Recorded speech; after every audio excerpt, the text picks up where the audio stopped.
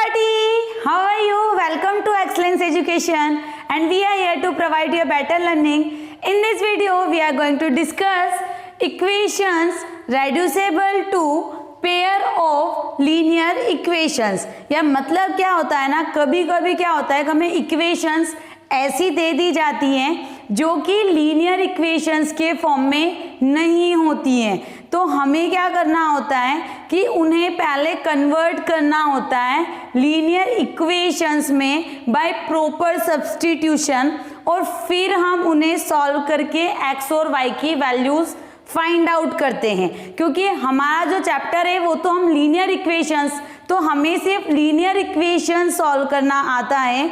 अगर linear equations के अलावा कुछ आएगा तो वो हमें सॉल्व करते नहीं आता। तो हम क्या करेंगे, पहले जो इक्वेशंस होगा उनको लीनियर इक्वेशंस में कन्वर्ट करेंगे, मतलब रेड्यूस करेंगे।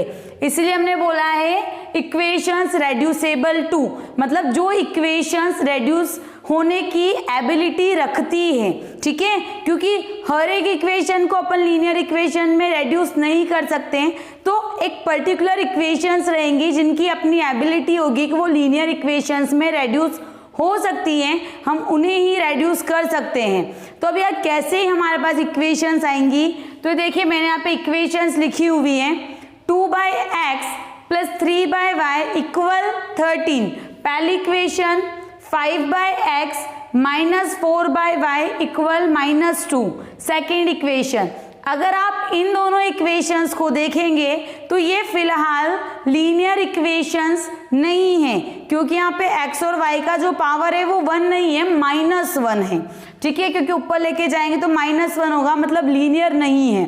क्या करना है, लीनियर कैसे बनाएंगे, बाय प्रॉपर सब्स्टिट्यूशन। अब प्रॉपर सब्स्टिट्यूशन, लेकिन सब्स्टिट्यूशन करना किसकी जगह है, तो पहले देखिए दोनों इक्वेशंस को देखिए। दोनों इक्वेशंस में क्या है, 1/x 1/x कॉमन है, 1/y 1/y क्या है, कॉमन है। अगर नहीं दिख रहा है तो हम इसको ऐसे लिख सकते हैं 2 × 1/x, कोई फर्क पड़ा क्या 2/x को, नहीं ना। प्लस 3y मतलब 3 × 1/y इज इक्वल 13, ठीक है, वही रहा। फिर सेम यहाँ पे 5 × 1/x minus 4 × 1/y is equal -2। अब देखिए 1/x 1/x दोनों इक्वेशंस में है ना, 1/x 1/x 1/y 1/y, तो जो हमारे पास कॉमन रहेगा ना उसी को अपन क्या करेंगे, सब्स्टिट्यूट करेंगे, उसकी जगह कुछ वैल्यू सब्स्टिट्यूट करेंगे। तो हम यहाँ पे क्या कर रहे हैं, लेट 1/x को मैंने माना p, ठीक है, एंड 1/y को मान लिया q।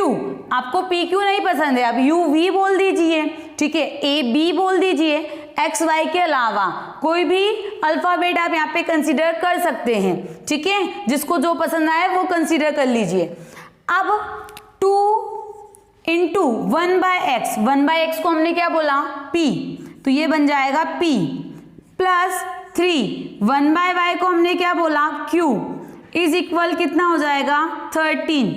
फिर इधर 5p minus 4q is equal कितना हो जाएगा, -2, ठीक है। तो अगर यार हमारी ये वाली जो इक्वेशन है, ये फर्स्ट और सेकंड इक्वेशन अगर हमारे पास था, तो ये दो नई इक्वेशन हमने बना ली, तो इसको अपन क्या बोल सकते हैं, third equation and fourth equation, ये अपन ने यहाँ पे बोला। अब हमें क्या करना है, थर्ड और फोर्थ इक्वेशन को सॉल्व करना है। अब आपका इच्छा यार, हमने अलग अलग मेथड्स पढ़ी हुई है लीनियर इक्वेशंस को सॉल्व करने का, सब्स्टिट्यूशन, एलिमिनेशन, क्रॉस मल्टीप्लिकेशन। तो आपको जो मेथड सबसे अच्छे से आती हो, जो आपको पसंद हो, उस मेथड से आप इन दोनों इक्वेशंस को सॉल्व कर सकते हैं। मैं यहाँ पे इन दोनों इक्वेशंस को सॉल्व कर रही हूँ बाय यूजिंग एलिमिनेशन मेथड। तो एलिमिनेशन मेथड के लिए हम क्या करेंगे, पहले कोफिशिएंट्स इक्वल बनाएंगे। तो फॉर इक्वेटिंग कोफिशिएंट हम क्या कर रहे हैं, इक्वेशन 3 में मल्टीप्लाई कर रहे हैं 4 का एंड क्योंकि मैं यहाँ पे q के कोफिशिएंट्स इक्वल बना रही हूँ एंड इक्वेशन 4 में मल्टीप्लाई कर रहे हैं 3 का, तो ये हमारे पास क्या बन जाएगी दोनों इक्वेशंस, देखिए यहाँ पे। अब फिर मल्टीप्लाई करने के बाद मैं यहाँ पे क्या करूंगी, एंड ऐड देम। ऐड इसलिए कर रहे हैं क्योंकि ऑलरेडी अपोजिट साइन से, अगर अपोजिट साइंस नहीं होते तो सब्ट्रैक्ट कर देते। चलिए मल्टीप्लाई भी कर देते हैं, ऐड भी कर देते हैं। तो इस इक्वेशन में अगर हम 4 का मल्टीप्लाई करेंगे तो कितना आएगा, 4 into 2 8p, 4 into 3 12q, 4 into 13 52, equation 4 into 3 5 into 3 15p minus 3 into 4 12q equal 3 into minus 2 minus 6। ठीक है, ये हमारे पास हो गया। अब हमने क्या बोला, हम इनको क्या करेंगे, ऐड करेंगे। तो सिंपल सा हम इनको ऐड कर रहे हैं। तो first of all plus 12q minus 12q तो क्या हो गया, कैंसिल आउट हो गया। ठीक है, और यहाँ पे हमारे पास कितना हुआ 23p, इधर हमारा बचा 46। सो p is equal 46 divided by 23 मतलब 2। तो यहाँ से p की वैल्यू कितनी आ गई, 2 आ गई। Now put the value of p, put the value of p either in equation 3rd और इन इक्वेशन 4। ठीक है, जैसी आपकी इच्छा, आप जिसमें भी पुट करना चाहें। मैं कर रही हूं 4th इक्वेशन में, इन इक्वेशन 4। चलिए पुट कर लेते हैं। तो 5p p की वैल्यू कितना निकला 2, तो 5 into 2 minus 4q is equal minus 2। तो ये कितना हो जाएगा 10 minus 4q is equal minus 2, minus 4q is equal minus 2 minus 10 minus 12। So q is equal कितना हो गया 3। ठीक है, तो q की वैल्यू कितनी आ गई, 3 आ गई। तो ये हमारे पास हुआ p और q की वैल्यू। बट हमें y की वैल्यू निकालनी है x और y की, क्योंकि जो हमें इक्वेशंस जो हमें दी हुई है, जो हमारा क्वेश्चन है वो किस टर्म्स में है, x और y के टर्म्स में। तो हमें आंसर भी किसका करना है, x और y का। तो यार हमने क्या कंसीडर किया था, 1/x क्या है, 1/x इज इक्वल है p के। ठीक है, अब हमने p की वैल्यू कितनी निकाली हुई है 2, तो वहां पे पुट कर दीजिए 1/x इज इक्वल 2।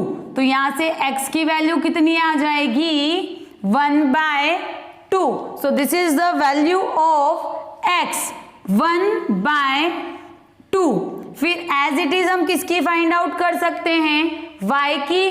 तो यहाँ पे हमने क्या लिखा है 1/y इज इक्वल किसके है, q के इक्वल है।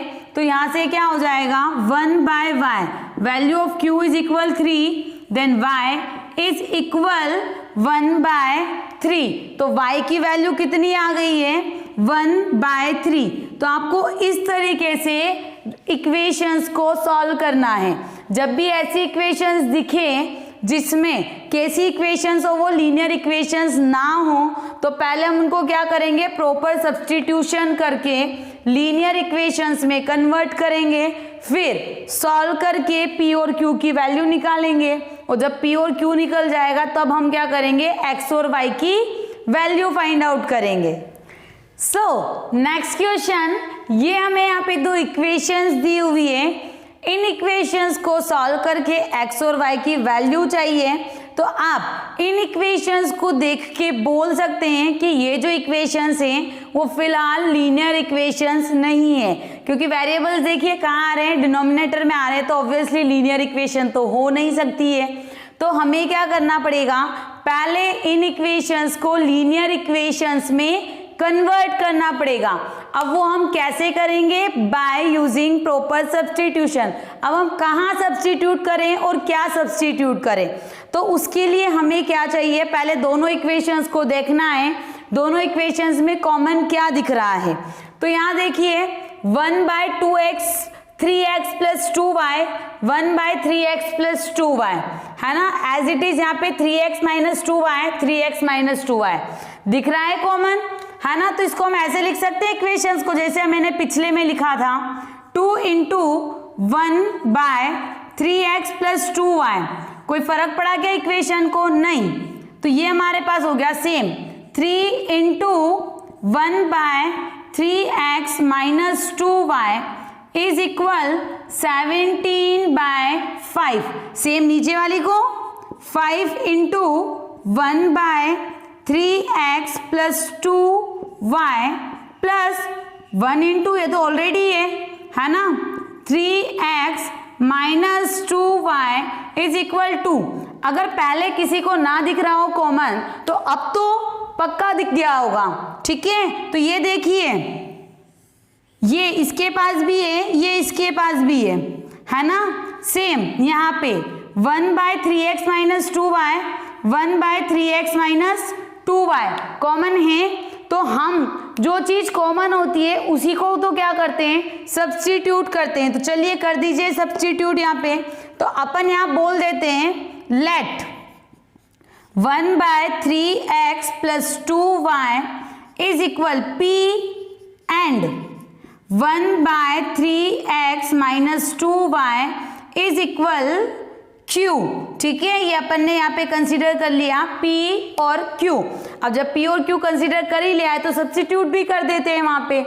तो 2 क्या हो जाएगा, इस पूरे को क्या कंसीडर किया हमने, p कंसीडर किया हुआ है, तो ये p हो जाएगा प्लस 3, ये पूरा क्या है q। तो q is equal 17/5। Next 5p plus 1q, तो 1q को हम q ही लिखेंगे, इज इक्वल 2। तो अब यहाँ पे p और q वेरिएबल्स हैं, इनकी पावर देखिए कितना है 1, मतलब ये अभी लीनियर नहीं था, हमने क्या कर दिया लीनियर बना दिया, तो रेड्यूस कर दिया लीनियर इक्वेशन में। तो अगर हमारे पास ये इक्वेशन फर्स्ट और ये इक्वेशन सेकंड थी तो ये इक्वेशन थर्ड और ये फोर्थ हो गई। फिर से हम क्या करेंगे, थर्ड और फोर्थ को सॉल्व करके क्या फाइंड आउट करेंगे, p और q की वैल्यू। अपनी अपनी मर्जी जिस भी मेथड से फाइंड आउट करें। मैं फाइंड आउट कर रही हूं बाय एलिमिनेशन मेथड। तो एलिमिनेशन मेथड के लिए हमें क्या करना है, कोफिशिएंट इक्वल बनाने हैं। तो यहाँ पे मैं कोफिशिएंट इक्वल बना रही हूँ p के। अब p के कोफिशिएंट इक्वल बनाने के लिए क्या करना पड़ेगा, equation third multiply by 5 and equation 4 multiply by 2। अब जब कोफिशिएंट तो इक्वल बन जाएंगे लेकिन दोनों का साइन क्या है, सेम है, तो सेम साइन तो कटने से रहे ना। तो फिर हम क्या कर देंगे, then subtract equation 4 from equation third, ठीक है। पहले मल्टीप्लाई करो फिर सब्ट्रैक्ट करो। तो पहले अपन मल्टीप्लाई करते हैं, यहाँ पे 5 का मल्टीप्लाई करेंगे तो कितना होगा, 5 × 2 10p प्लस 5 × 3 15q इक्वल 5 का इसे मल्टीप्लाई करेंगे, 5 से 5 कैंसिल आउट, बचेगा क्या 17 बचेगा।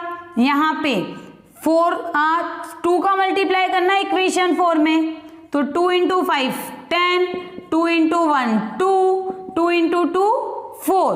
फिर क्या बोला हमने, सब्ट्रैक्ट कर दीजिए, तो सब्ट्रैक्ट कर दिया हमने, ठीक है।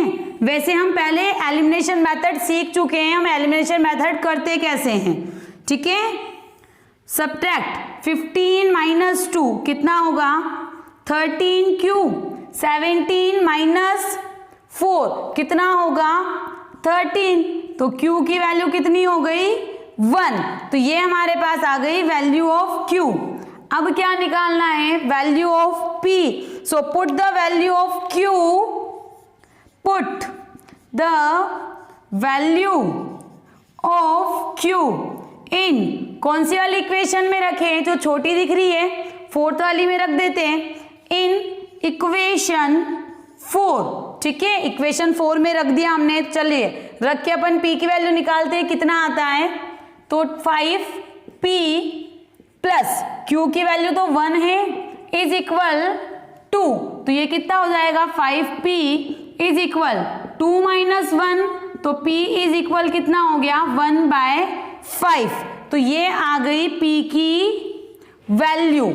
अब हमें क्या करना है, x और y की वैल्यू निकालनी है। तो ये जो हमने यहाँ पे कंसीडर किया हुआ था ना, यहाँ पे p और q की वैल्यू रख दीजिए। चलिए रखते हैं। तो अपन ने क्या बोला था, 1/3x प्लस 2y किसके इक्वल रहेगा, p के इक्वल रहेगा। तो यहाँ पे 1/3x plus 2y, value of p is 1/5, तो कितना हो गया 3x plus 2y is equal 5। इसको एक नया इक्वेशन बोल देते हैं, 4 तक तो अपन ने दिया हुआ है, इसको बोल देते हैं इक्वेशन 5। ठीक है, पिछले वाले में हमें एक ही बार में निकल गया था यहाँ पे x की वैल्यू, बट यहाँ पे जो हमारा p है वो इन टर्म्स ऑफ x और y दोनों है, तो हमें आगे और सॉल्व करना पड़ेगा। फिर हमने और क्या कंसीडर किया था, 1/3x माइनस 2y किसके इक्वल कंसीडर किया, q, तो 1/3x minus 2y, value of q is equal 1, तो क्या हो गया 3x minus 2y is equal 1, और इसको बोल दिया इक्वेशन 6। तो अब हमें क्या करना पड़ेगा, ये दो नई इक्वेशन बन गई इन टर्म्स ऑफ x और y। तो x और y की वैल्यू फाइंड आउट करने के लिए इन दोनों इक्वेशंस को आगे सॉल्व करना पड़ेगा। किस मेथड से, जो आपकी मर्जी उस मेथड से। तो चलिए सॉल्व करते हैं 5th और 6th इक्वेशन को। मैं यहाँ पे यूज कर रही हूँ बाय एलिमिनेशन मेथड। तो डायरेक्टली यार देखो, y के कोफिशिएंट्स इक्वल हैं, वैसे तो x के भी इक्वल हैं, बट y के कोफिशिएंट्स इक्वल एंड अपोजिट है, तो डायरेक्टली हमें x की वैल्यू मिल जाएगी। तो हम यहाँ पे कर रहे हैं इक्वेशन 5 प्लस इक्वेशन 6। ठीक है, 5th वाली इक्वेशन और 6th वाली इक्वेशन को ऐड कर देते हैं, तो 3x plus 2y is equal 5, 3x minus 2y is equal 1।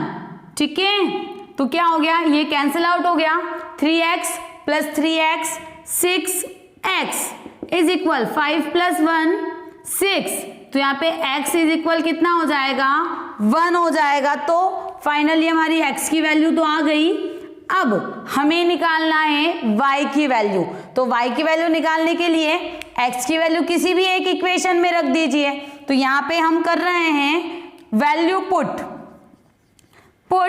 The value of x in equation, मैं 6th में रख रही हूं। ठीक है, इक्वेशन 6th में अपन रख देते हैं, तो क्या हमें मिलेगा 3 into 1 minus 2y is equal 1, तो 3 माइनस 2y इज इक्वल 1।